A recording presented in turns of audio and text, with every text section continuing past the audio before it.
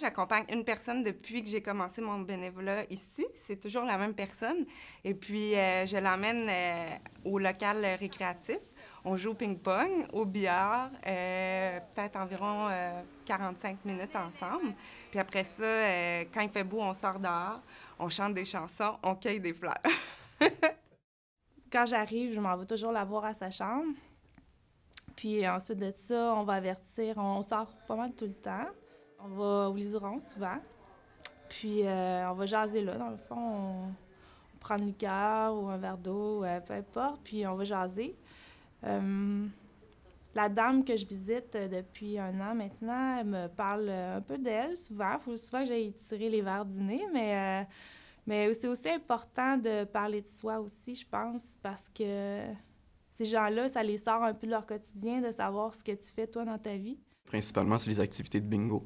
Ce que je fais, je vais chercher les gens sur leurs unités qui sont en mobilité réduite, puis je les amène à l'activité de bingo, puis on joue au bingo ensemble pour la soirée. Dépendant du bénévole et dépendant de l'usager, je pense que ça diffère là, pour chacun. Pour moi, l'après-midi que je passe avec l'usager, elle est définie une semaine en avance. Après m'avoir assis avec la personne et considérant avec elle ce qu'elle aimerait faire et comment on peut ensemble arriver à faire une activité qui soit très intéressante pour elle avant tout. Alors, j'arrive ici, la personne m'attend déjà. Donc, c'est plus facile de partir, de faire une activité telle que la piscine, le vélo présentement, ou le cinéma, ou le restaurant. Oui, en fait, moi, je viens comme musicienne engagée parfois, puis d'autres moments, je viens comme bénévole. Alors, je fais de la musique classique, puis aussi, j'invite les gens à chanter. Je trouve des chansons qu'ils connaissent, à chanter, à taper des mains.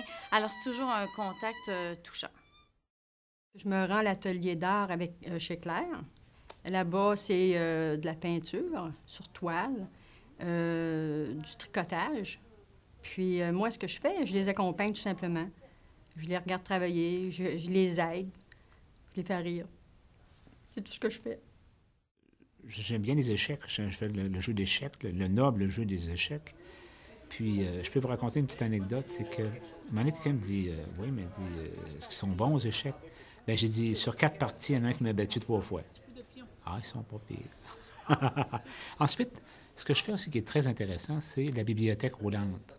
Je pars avec un chariot avec 3 ou 4 belles filles. Les filles aussi débarrent les portes puis notent les volumes. Moi, je pousse le chariot. Bon, on fait une belle équipe. Bien, je vais la rejoindre à son unité. Moi, souvent, c'est une femme, donc elle aime bien que je la maquille pour sortir de l'unité. Donc, je la prépare un peu, on se maquille, on se raconte nos potins de femmes.